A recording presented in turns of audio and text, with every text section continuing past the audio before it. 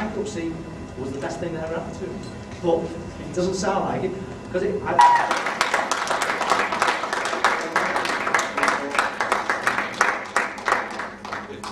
that's something that gets shared fairly well. I'm going to test these now.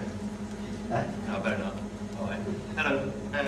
Firstly, thanks for having me. And secondly, I'm going to have loads of notes because this is the first time I've really spoken, other than amongst our own team. Can I just ask you to speak up as well, Craig? Speak up? Yeah. I usually told everybody to quiet down. Yeah, I can speak up. Don't worry about that. Sure. All right. I joined Kleeneze just over 3 years ago. But I'll kind of go through all the story now. I got an email, well actually there's a Facebook message because we're in the age of Facebook messages now, haven't we? I got a Facebook message from Dave saying, will you come and be a guest speaker at our meeting? I kind of looked at it and looked at it again and thought, what? Why? Why? And I think about 2 weeks later you'd have got the same message on the Facebook page going, who? and that's absolutely fine because after time I think do. I'm not a superstar. I'm a gold distributor. I'm really kind of at the start of my journey. So what I want to do tonight is just talk to people in here who really kind of start their journey same as me, and hopefully just talk to normal people. I know there's 2 or 3 superstars in it, but I just want to talk to normal people and show you that you can come from a normal background, you can stay normal. I don't suppose I've ever been normal, but certainly not on the cruise anyway. And just get where you want to in life. So, gold distributor. Mine was why, yours is who. I'm going to remember. All right. So the first thing to say, I'm really sorry because I haven't got a crap story. I haven't got a crap upbringing, actually. I've got really great parents. I've got fantastic kids. I've had a half-decent life. So I can't stand here and give you a sob story, so I'm going to really let you down, I'm sorry. But you can keep tissues for next time, alright, so save some money anyway. The earliest I can remember, I suppose, really, of kind of childhood and of knowing that I was working for myself eventually was really being a little bit of a rebel. Hated people telling me what to do, hated people telling me I couldn't do something. And my kind of earliest memory of that was when I was 9 years old. I can't remember if I'm supposed to press the button next one. Oh yeah, I can see on there, that's cool, that is. So, earliest memory was like 9 years old and being told by Mr. Bennett at school, and didn't even take me to one side to tell me this. He kind of broke all my dreams within like a 2-minute spell in front of everybody. When he said, Skellern, you're the worst football player I've ever seen. And he said, actually, no. I was like, yes. You're the worst at any sport I've ever seen. I was like, okay. Thanks, Mr. Bennett. He really pumped me up there. He's one of those teachers that got you motivated for life. And do you know what the thing is? I actually believed him. I believe I am crap at football, I'm crap at all these sports. I didn't stop playing them. I carried on, even till like 9 at night. So I was one of the first people to buy the white cricket ball in our school because I was still playing at 9 at night with my friends. I knew I was the worst one out of the last, and I knew every time I missed the ball there was sighing. But that's fine. I was out there, I was enjoying myself. And it was like when I was 11 years old, I went to the school and I found somebody who actually was a positive teacher, and he believed in me, and he said to me, do you know what? All you need to do is kind of practice, just have positivity. And he was like a massive influence, because I tell you what he did. I didn't want to play football, I didn't want to go swimming, I didn't want to be the rugby team because I thought it was crap. So he came round our house the one night and bought a sports bag, some sports kit and everything, and gave it to my dad and said, tell him he's wearing that to PE tomorrow, he is going to start playing sports. That's how much, if you get somebody that believes in you, how much they can push you forward. And he was just like a massive positive influence. So with that positivity, I started enjoying my football, started enjoying school, to be honest with you. But it wasn't just positivity that helped me move forward in school. Because we had 2 PE teachers, it was quite a big school. And we had another PE teacher who really kind of, probably a bit forward actually, fear. Right. His name was Jock, one-eyed Jock he was. And I tell you what, he was scared to death with one-eyed Jock. Mr. Churchill and Jock, they really kind of instilled positivity, they helped me, got me to practice, and got the fear into me that if I didn't actually practice, I was going to be in a bad place, because Jock, what he'd do, if there was a dispute with kids in school, he'd put you in the boxing ring after. It's a different age. You couldn't do that. You have to wait to get home now. But they put you in the boxing ring after school to sort your differences out. And I thought, I ain't going in that boxing ring. I've not been able to sort my differences out. So I practiced and practiced my boxing. My mum was over the moon that I joined the boxing club, as I'm sure you'd understand. Not in the slightest. My dad was, my mum wasn't. So I joined a boxing school, boxing club, and practiced my boxing. To be fair, I quite enjoyed it, because I was always getting in fights at school. So I was right, this is actually a chance now to really kind of take a positive attitude to school, and take it to the boxing ring after and practice even more. And I really started to enjoy school. I started to enjoy football. Started to enjoy. I wasn't doing boxing anyway. I started to enjoy all the sports at school as well. And it was just because, again, it's because of the influences. And that kind of led me to actually having some belief in myself. The teachers had believed in me, but except for Mr. Bennett. And when I started believing in myself, and that's the biggest thing really, is that it doesn't matter who believes in you. If you don't believe in yourself, then really where are you going to go? You've got to start getting some belief in yourself. And what happened was, because I was practicing at everything, in the second year in school, I was made the captain of the football B team. I was playing for the football A team. I was captain of the rugby team. I was in the swimming team. We did a bit of hockey, but it wasn't really a hockey school.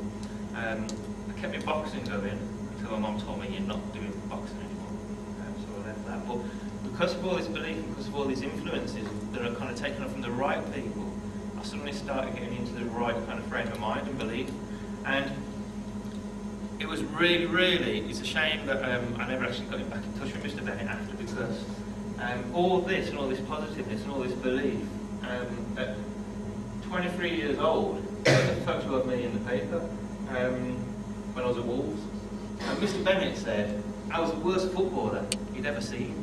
He said I was the worst sportsman he'd ever seen, and I was totally gutted I couldn't track that little bugger down. I took a photo of it, I cut it out of the paper. I didn't ever keep anything of my old footballing days, I just didn't want to. But I always kept one thing, and I just couldn't track that bugger down anywhere. And then I played for England coaches, because I was a coach at Wolves, and I played in testimonials, played in charity games, and then I played for England coaches and physios kind of teams. I played in Croatia. I played at Wembley Park, not Wembley, but at Wembley Park against Germany. And I actually played against the German youth team, the actual international youth team. We got trounced. God, I tell you what. And then we played against a team of German players who were the actors from a film, kind of Miracle of Unicorns, something like that, some German film. It's actually live on German TV, which was a bit daunting, especially at the end of the game when it was 1-1, because the referee gave a dubious penalty decision in the last minute, and it was 1-1. We went to penalties, and I stepped up to take my penalty live on German TV. Come on. Straight over the bar. Awesome. So of course, we turned around to the camera. Some of you might remember this, some of you might not. Turned around to the camera and said, Pizza Hut deal on its way. You've got Stuart Pearce, you've got Gareth Southgate, all the people that missed the penalty for England, they've got a bloody pizza advert deal. I didn't get it. So really, what I want to say about that part is, and I'm flying through this, I thought it said 45 minutes, probably going to take like 4.5 minutes. Is just be careful who you listen to. because you will be influenced by them, whether they're positive or whether they're negative. You will be influenced by them, and whether it's tomorrow morning when you wake up, or the day after, you are going to be influenced by them, by something that you hear. It might not even be said directly to you. It could be something you're hearing and that all of a sudden influences you. Okay.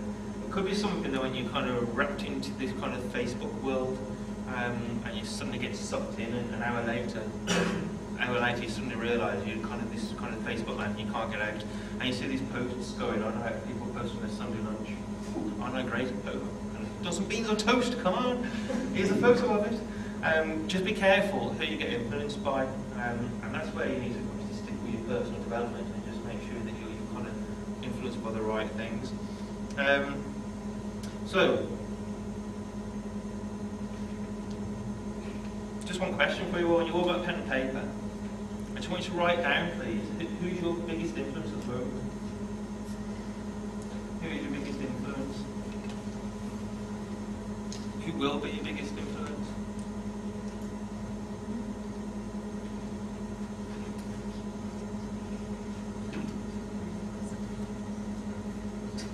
You all got a name? You all know who your biggest influence is? There you go. You. You are your biggest influence because you decide what you're going to listen to.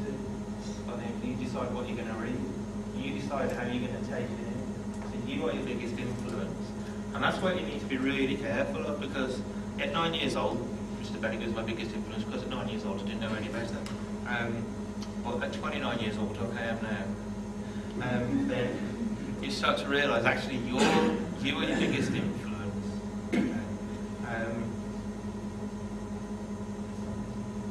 So just be aware now, it isn't your current skill set.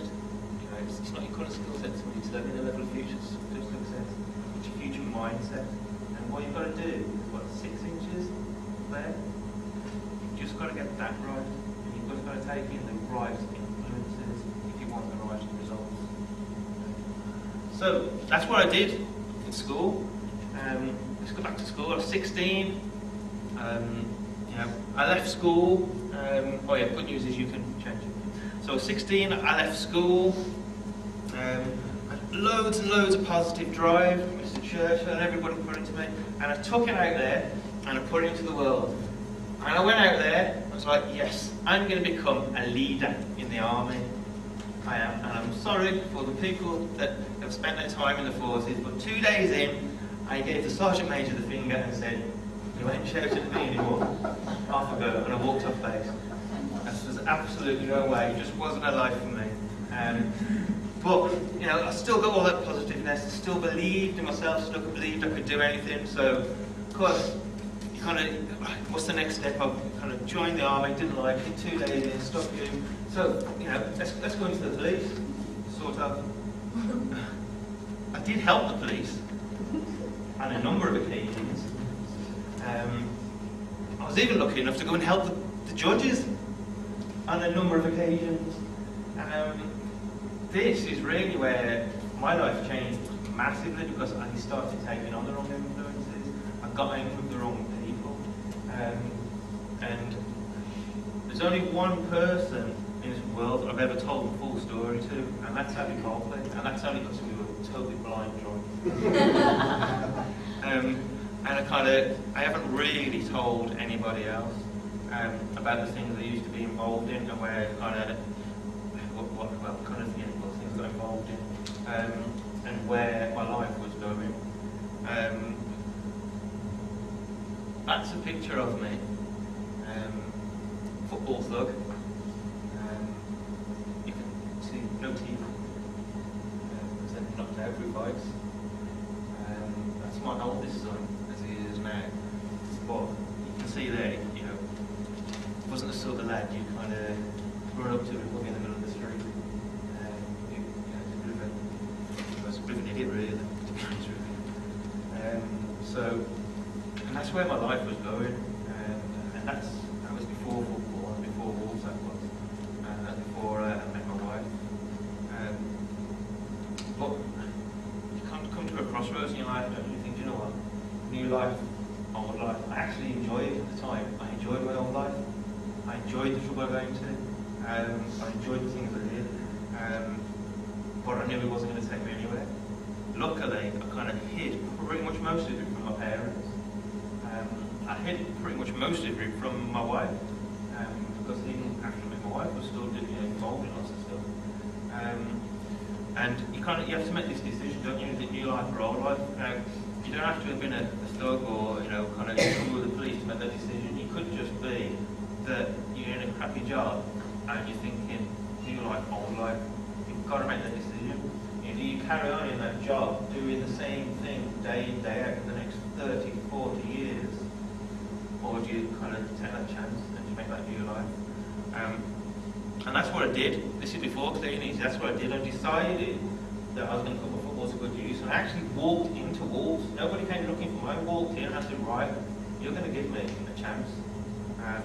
It's only because I was a cocky at the time. So I was quite happy and confident to walk in. I just said, you're going to give me a chance. Anyway, it kills me to put that up there. As much as I love my Tower Wolves, I am a West Brom fan. Through and through. Season ticket holder for years I was. Even when I was at Wolves, I was a season ticket holder. And it killed me to go and put a bloody tracksuit on from the enemy. But they were paying me, so I was like, it's fine, okay. I met my wife there, and they really kind of helped turn around a little bit, because they showed me I could have something better out of life. Unfortunately, I still walked around with that t-shirt on all the time. Everywhere I went, I had my bad attitude. I probably lost a lot of chances, a lot of opportunities in football because of my bad attitude at the time. But you know what? I loved my bad attitude. My bad attitude was my best friend. I really, really loved it. Looking back, obviously, it wasn't the best kind of friend I ever had. So, with my bad attitude, I left football. Kind of mutual agreement, shall we say. I did have an injury, to be fair, but also, it was kind of this ain't going the right place. I'd met my wife through football. She was working in the club shop, and I met her there. And she'd actually got a career ahead of her. She was going to be a midwife, so we decided, right, let's go wherever she wants to go in the country. Let's go over there. Let's follow that career. She's the one that kept me out of jail. She's the one that kind of kept me alive in a lot of respects. Because, I probably wouldn't have been, and I probably would have either been dead or in bloody jail. One of the two. But when I met her, I realised that, right, I want to keep her, look, Miss Goody Two-Shoes. Something's going to have to bloody change. Right? And I'd already given up so many bloody chances in my life with football and everything. And I'd kind of let my parents down, even though they didn't know it, I knew in my heart I'd let them down,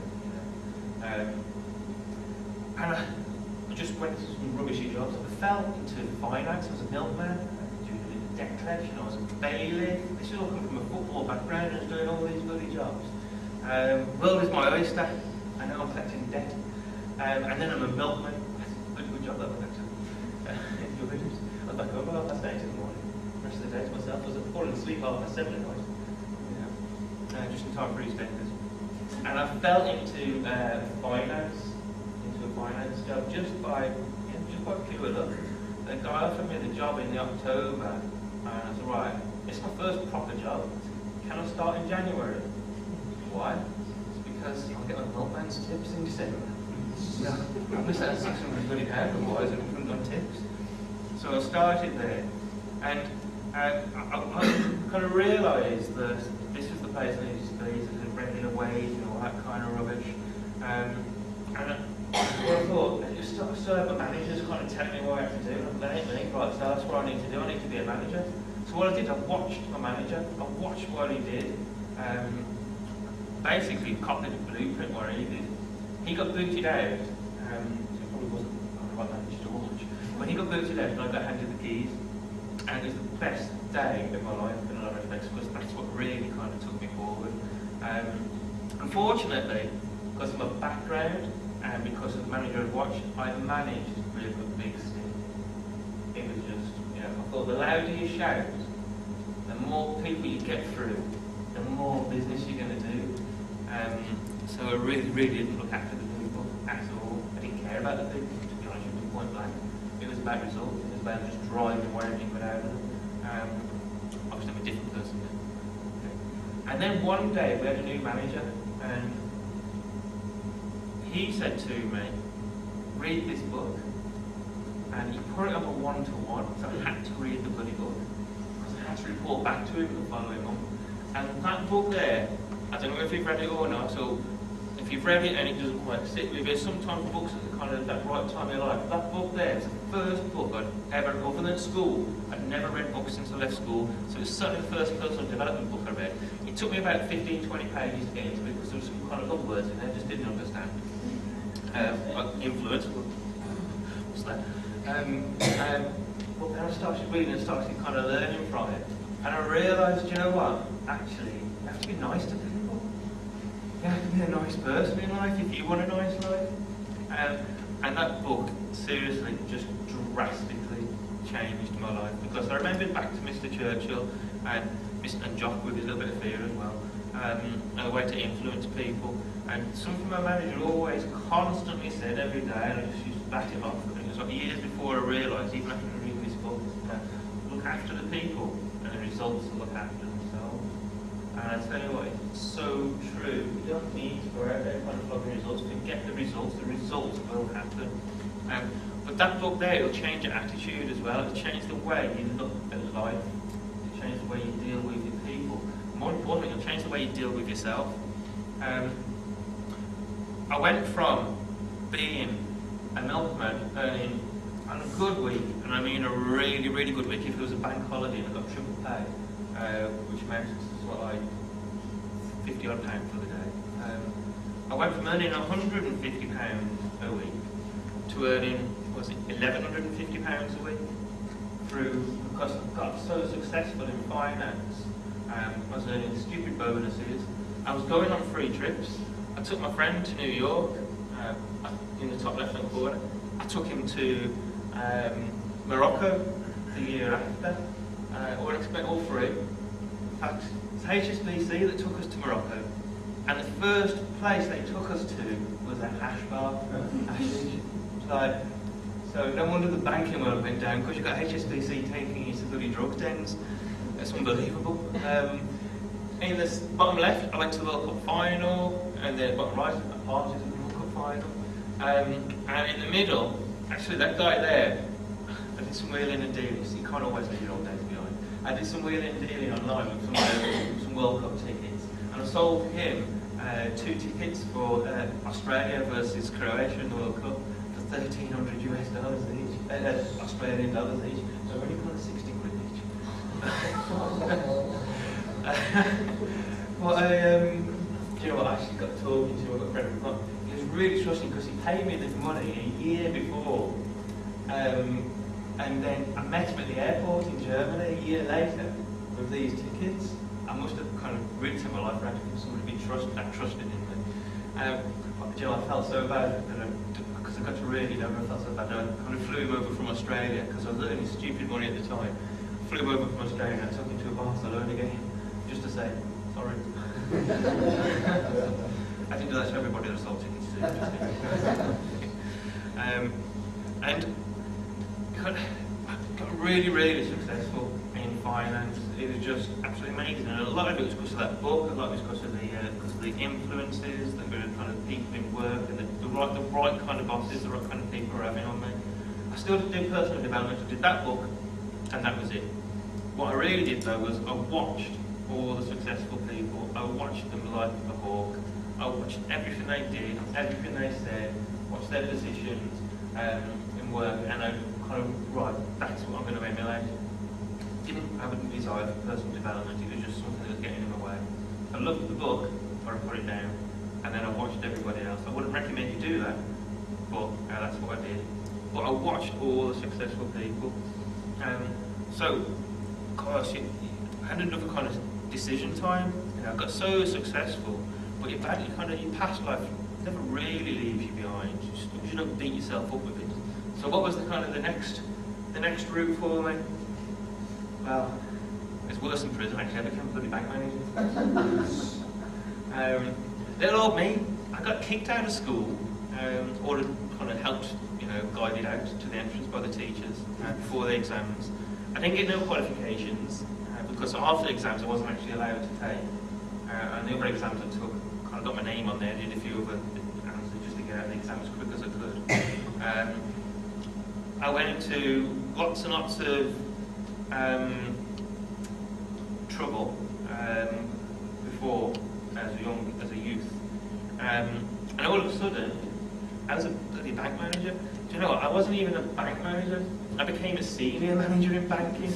I was like, what the hell? And it just, life was just amazing. I had amazing kids and, wife, and it was just brilliant. But you know what? As a bank manager, you might as well be in bloody prison because you are literally tied to that sodding job. The amount of stress you get, and the higher up you get, and the bloody heavier it gets, and the more it gets. And seriously, the money just is not worth it. Because I was doing stupid hours. I was only in my branch 2 days a week. I was off around the country helping everybody else the rest of the bloody time. Never saw the kids. I was never at home. It's like, what's the point? I wasn't getting no free holidays. Like the last place was even there. I wasn't able to take anybody away because I didn't have no bloody time. And then I had customers who saying, "It's your fault the banking's gone down the pan." Probably right, actually. So that's it. I'd had enough. And on the 8th of November 2011, I sent an email to my boss from the living room on my laptop. Said, "I'm done. I'm not coming in." And that was it. I never went back there. Well, not to that bank.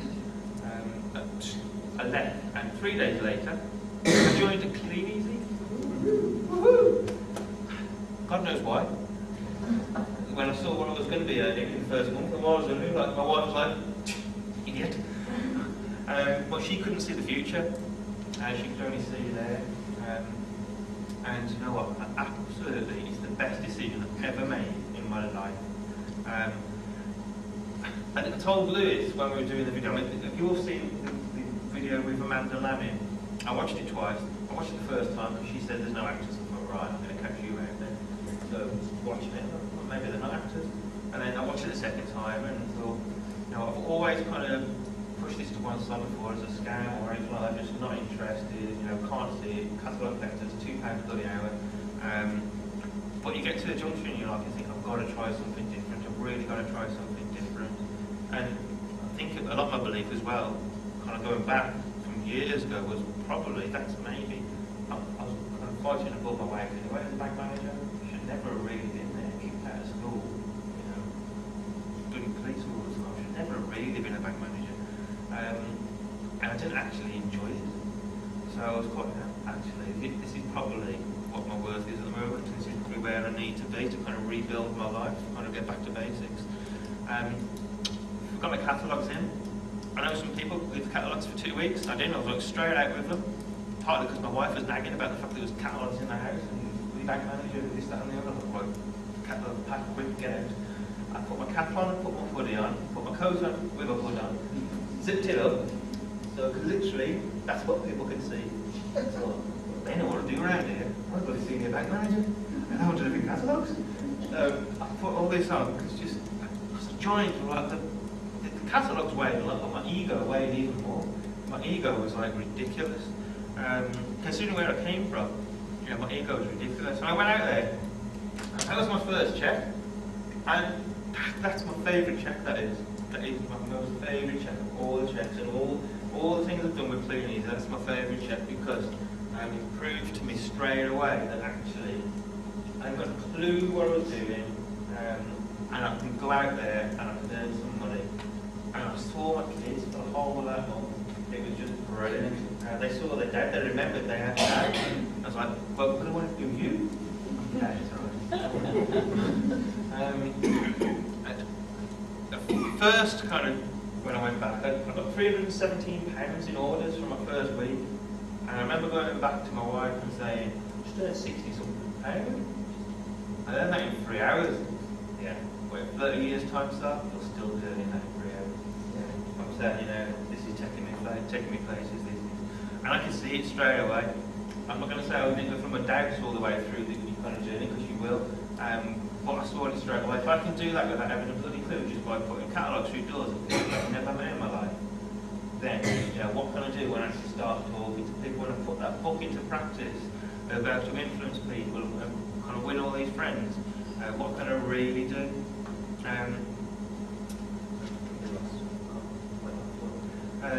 So I earned my 10%. I did my 1K my first month, I did my 1K my second month, and my third month I was on 13%, and I was absolutely bloody loving it. Yeah, absolutely. People were saying to me, "What the hell are you doing?" I'm enjoying my life, is what I'm doing now, and I'm building something for the future. And the next thing that changed my life, really, because it got 3 parts of my life. One was a kind of crappy life that I don't really want to remember. Thanks, Steve. The second one was when I read that book and I started kind of moving forward. And the third one was when that book came along. Some of you might have kind of experienced it and seen it, some of you probably won't have. I'm not here today to push it or sell it, although if you want to buy it, I'll print it off, it's 20 quid. Dave Miller said he'd pay 500. I couldn't bloody know that before I gave you a free copy. Right, so that changed because it actually gave me some structure in my mind. And it wasn't just the book, it was the people that started to influence me. All of a sudden, again, I was taking the right kind of people. I mean, Abby, she's just absolutely amazing.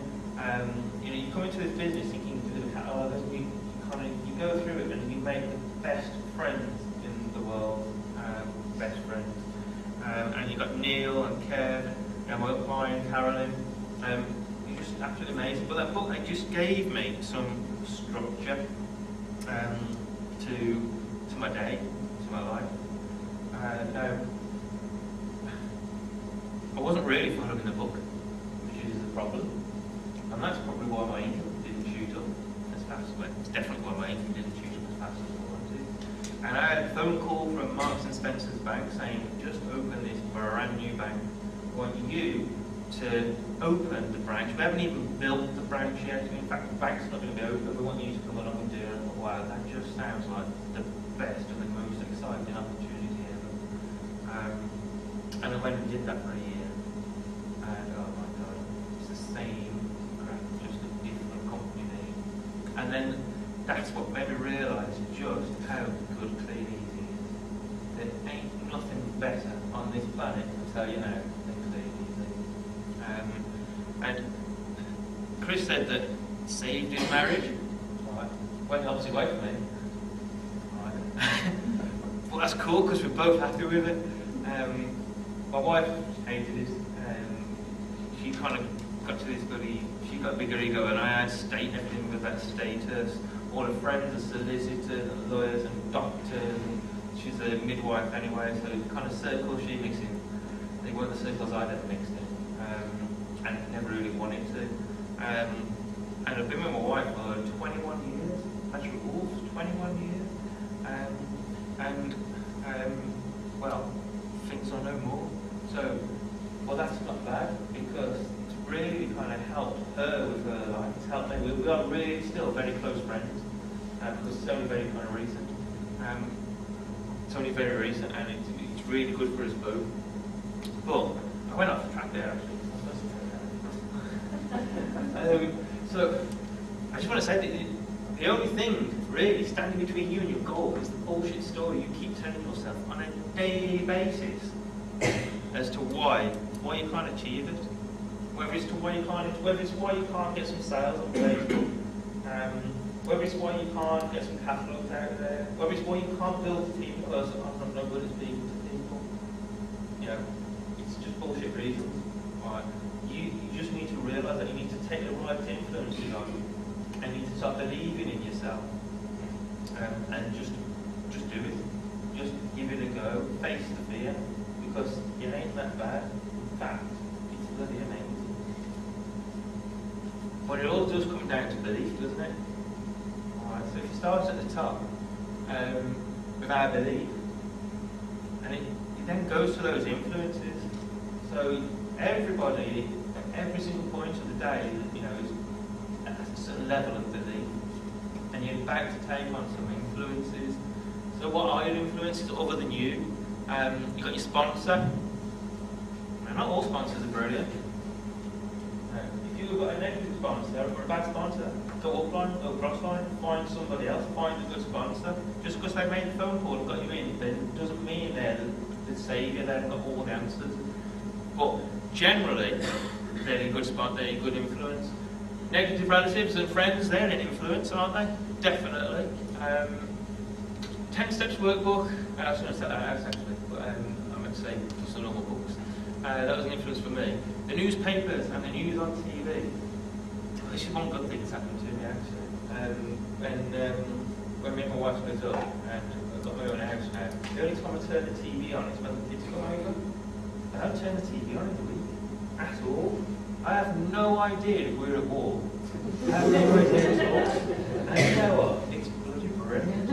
It is absolutely amazing because I live in my world and I create my world, nobody else. And I love my world. We've got the weekly webinars. Previous experience, or like I did, a lot of people probably do, think you know it all. They're the worst people. People with ego, like I did. I come to this business and got young, earning $7 grand a bloody month, telling me to show me this system. I'm looking at going, you know who I am?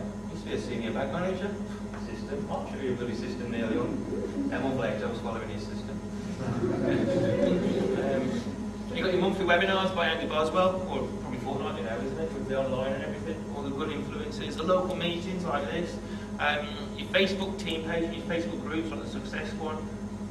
Most of the negative people have been removed, which is good. Facebook games, there's an influence for you. Something gets wrapped up into a little game where you earn virtual money in a virtual world, then your real bill comes through the door. You can't pay with virtual money. But there is a new game, isn't there? The Facebook online selling game. So all these people that you see getting sent these game invites, just send them one back. It's like that little game for you. You don't have to grow carrots and you earn real money. Showcases. Showcases are just absolutely fantastic. And your willingness to learn, because nobody comes into this business a seasoned professional of being a network marketer. You come into it with very little experience, very little knowledge for the majority of us. Okay? So it's your willingness to learn, your personal development, or your decision that you don't need to learn. You don't need to read the books, you don't need to watch a successful book, you don't need to go on the webinars. Obviously there's emails from Gavin Scott and Easy Reach, and as I said before, you are your biggest influence. So imagine, you're starting with your belief, you've got your influences, and then which one are you going to take on board? And this is really powerful for your children, really, with the influences that you allow them to take and that they get involved in. Because those influences will give them an attitude change. Okay? Whether it's a good attitude or not is dependent on the influences. You're then going to get causes behavioural changes. That's going to affect other people's beliefs in them and around them and in their own ability, and in whether they want to join Kleeneze or not. It causes a change in their attitude, affects their behaviour, and affects the future of everybody, just because you took on the wrong influences. Okay. So I just go back when I was younger, all those influences which I actually enjoyed, they weren't going to get me anywhere other than where I was literally about to end up, which was in HM prison. I didn't get there.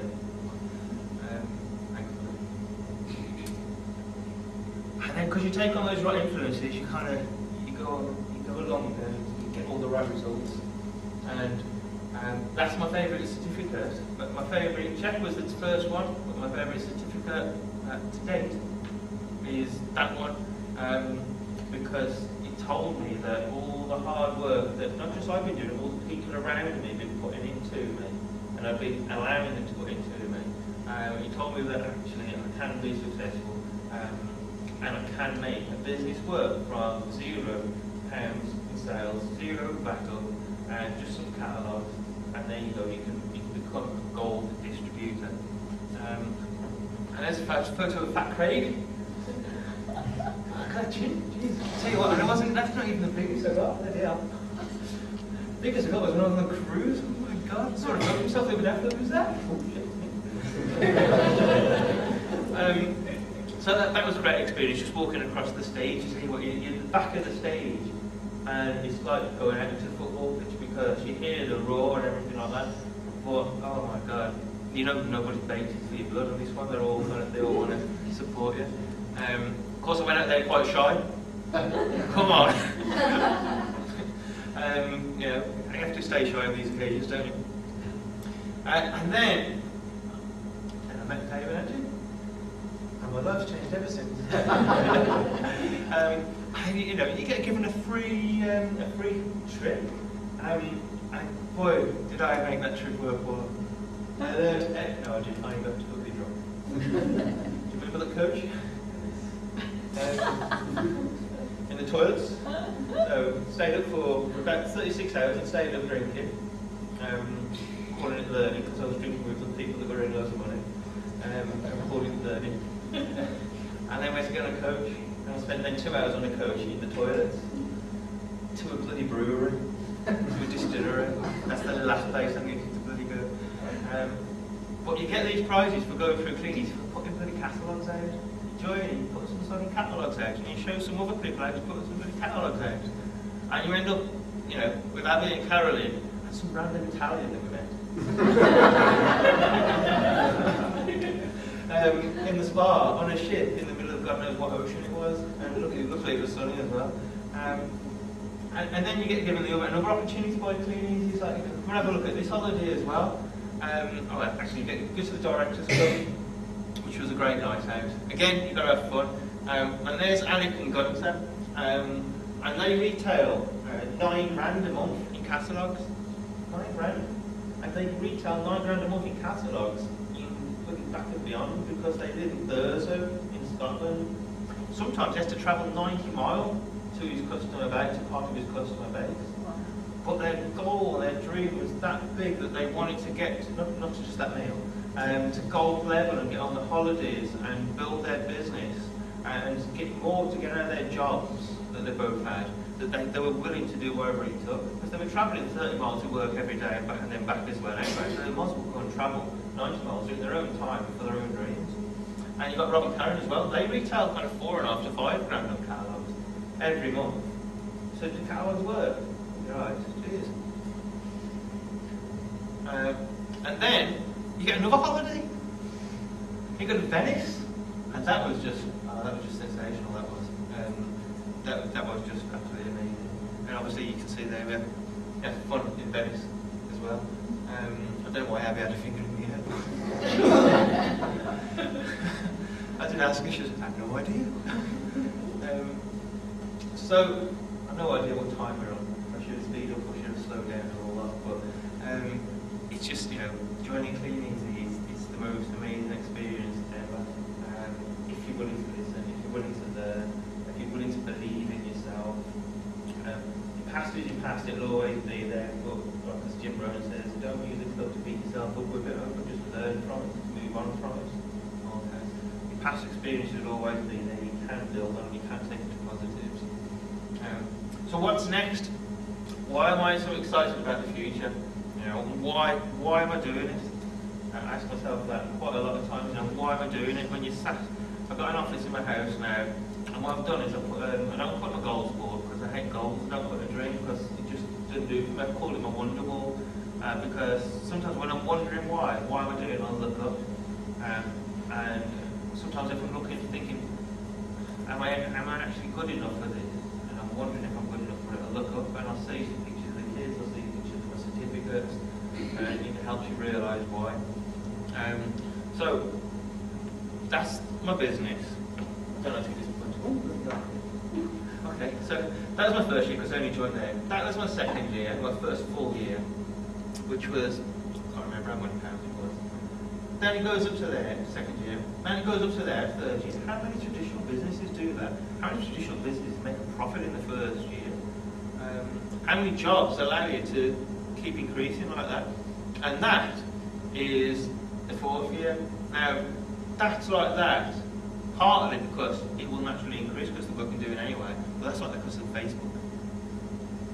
Because of the sales on Facebook and because of online, because we're able to now to reach a whole new part of the population. And that is actually now should be about, age period 3 years. So I've gone from having nice increases to all of a sudden push. Now when we talked about Facebook earlier, there weren't that many hands going up there. Okay. So you're either shy if you're on Facebook, or you need to face your fears and go on there. Because you might get swallowed up mentally for an hour, get lost into it, but you won't actually get swallowed into the computer. Right? You'll still be alive, and all you've got to do is test it and try it, because that's the kind of increase you can have.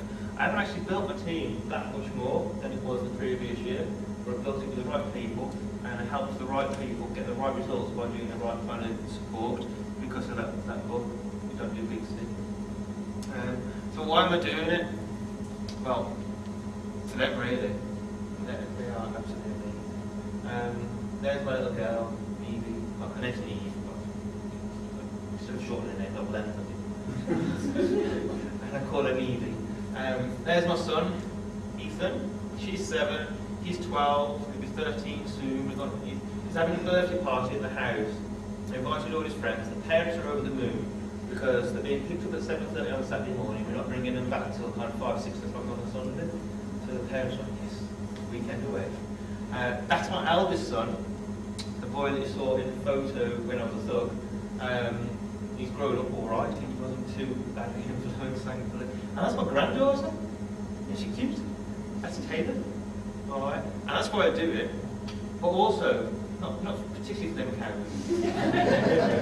But because instead of being on a Monday morning when everybody else is working, I was out with the neighbours. You know, when the kids went to see the neighbours in the field, went on our bikes. And the sun is sunny, right? Let's go on our bikes. I decided that day I wasn't going to do my catalogues in the morning, I was going to do them in the afternoon. Because that's the kind of thing you can do, that's the choices you can create for yourself. Yeah, I've split up with my wife now, but we're both happier, we're both still good friends. The kids love it because obviously they can play us off against each other. And that's my house. I absolutely love my house. Now, we rented that out for a couple of years. I didn't live there. I've just gone back in there in January. End of January, and for obvious reasons the kids absolutely love coming up to the house because they can play hide and seek and they don't get found for like 5 or 10 minutes. I'm not going to say I got the house because of Kleeneze. I've kept the house because of Kleeneze, because of the income that Kleeneze has been able to give me while I was making a loss on it while it was being rented out. Those experiences it can give you as well. That's the 10 Steps team. That's my team. That's the Facebookers. That was at Abby's house at Halloween. Yeah, the kids wouldn't have experienced that. They've gained so many friends just because I decided I was going to put some catalogues out. And it's my goals: short, medium, long. Goal first one is to become 10 active wives. 5 at the moment. Looking maybe 7 or 8 this month, fingers crossed, with a bit of work. But I want to be 10 by the end of period 5, 10 active wives. I want, that's Neil, see, that's Dot in my team. She's over in Northern Ireland, she's 21%, she's been 21% for about 4 months now. She's building a mega business. It took me 12 months to persuade her to ask people in a local area, you know, they're not having my catalogue customers. 12 months. Now, everybody in the team lives within half an hour of her. And she's building a mega business out there. And I want to get her to 10 active wife because she's not interested in gold. She keeps saying, I don't want gold, I'm not interested. I want 10 active wife because that's where the money is. Okay, that's fine. I want to win the distributor. I never actually told anybody this. You know what, I never ever share my goals. I'm not very brave like that. Because I try to be realistic. And I shouldn't be realistic. You should achieve, you should go for it. And I'm going to win the distributor trophy. Or I'm going to try to win. Now I am going to win. An argument of negotiating with myself. I'm going to win the distributor challenge trophy 2015. I'm in 3rd place at the moment on the league. Officially I'm in 2nd place because the guy in 1st place is my sponsor. He's going to get taken out because he doesn't do anything in the business, so he's not going to move up a level, and he won't move up a level. And I want to go on Destination X. I missed Jamaica. I did want to go on it, but there was so much crap going in my life in the last 12 months at a personal level that it wasn't really the right thing to concentrate on going on a holiday when I was trying to keep family together and going on another jaunt across the seas. But I'm going to win. I'm going to be qualified for the autumn destination, wherever it is. I don't really care where it is, because it's going to just be amazing anyway. And I'm going to qualify for India. Something I really want to do in my life. And I'll thank Dave and Ange for asking me to come here and do this, because this is my very first time I've spoken. I was dead nervous at the start. I'm dead gobby now. I want to speak at a Kleeneze showcase. Yeah, because I just see that as, wow, look at the people. It's not about the money, it's about the respect and the kind of the feeling you get, that you kind of, you've been asked to do that, you've been asked to help other people. So I want to kind of, I'm not going to put a date on it, but I do want to talk at a Kleeneze showcase. If anything, to go to Michael Carter, they're about to shake his hand and go. Oh, sorry, go on in. Yeah. Was that video today? Yeah, just give him a gentle kind of nudge. Even if I only get a 1 minute slot, I'm cool with it. And then really, it's over to you now. Alright, so I've done enough talking, it's you. It's not really about my story tonight, it's about your story. When Dave asked me to do this, I've never ever sat down and done anything like this before. I remember all the bad times, I remember all the good times, because things remind you. But I've never sat down and done anything in writing before. And I tell you what, writing it down is so empowering. It's unbelievable. Because you actually learn to forgive yourself for the crap that you've done. And you learn, more importantly, that you are a good person, that you can be successful, and it is down to you. And just doing that has been one of the biggest effects recently on me. It's really, really given a kick up the backside that I needed, and it's really, really helped me. So thank you. So I suggest you just go up and write your story. You might not think you've got a story, because when I did it, I thought, I ain't got a story. You might be thinking, no, you ain't got a story. But I'm building on it, and it just gives you that belief, it gives you that empowerment. Have you got your goals visible? Your dreams, your goals, your wonder wall, whatever. Have you got them visible? And do you do personal development? Right, and just really ask yourself the question about personal development, because some people will like it, some people will love it, won't do it, won't touch. Well, just think of the consequences if you do nothing. If you decide again tomorrow that you're not going to do personal development, if you decide again tomorrow that you're not going to do something that's changed everybody else's life in confidence, the people who are earning £7 and £9 a month, they'll do it. So if you decide again tomorrow that you're not going to do the same thing, just think of the consequences, where you're going to be in 10 years, 5 years, 10 years, 30 years. Okay? And finally, I want to end on, and because it's out there, Craig, anyway. It's out there. Cheers. I've sent it. And because that's another reason why I do it. We took them to Disney, Disney in Paris. Next step would be Disney in Florida. Actually, I had a honeymoon in Disney in Florida, which was amazing. I took my eldest to Disney in Florida, so I'm going to take these two to Disney in Florida. But you've got to have a really good reason why you do it. Doing £1,000 worth of sales is just a result, it's not your reason why. You need to find a reason why you're going to do 1,000, why you're going to do 2,000, why you're going to help somebody else do 1,000. You need to find a reason why I get up every day, and that's the reason I get up every day. That's the reason I've got through a marriage breakup, and still as a friend, and the kids are still stable, because everything I do is for them and for their future, because I want to leave a legacy for them.